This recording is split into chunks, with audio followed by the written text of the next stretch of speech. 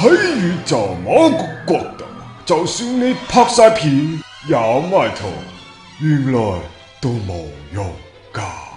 大家好，我是張敬軒，很高興在這裡跟大家見面。我馬上就要參加湖南衛視歌手了，希望大家關注我們1月21日的節目首播。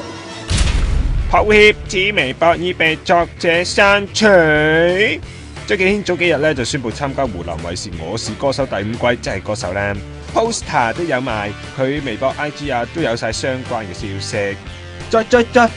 加上一直被指敢言嘅佢咧，突然愛國讚人，熱淚千字文一大篇，話自己係中國人，唔會港獨，堅決反對一切分裂國家嘅行為，但都冇用。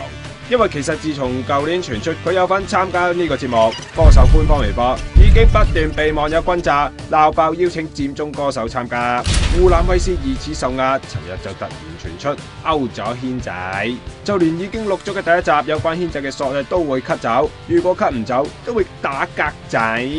據悉軒仔第一集唱吻得太逼真，成績排尾二，有傳節目組已經下令要其他歌手當冇事發生，仲考慮改賽制或者加多個人。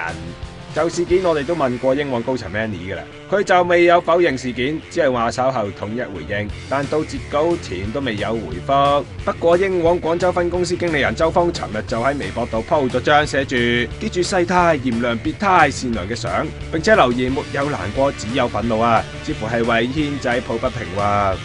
軒仔亦都有 update Instagram 嘅，不過只係寫咗奮鬥自然醒，唔知係咪有所暗示呢？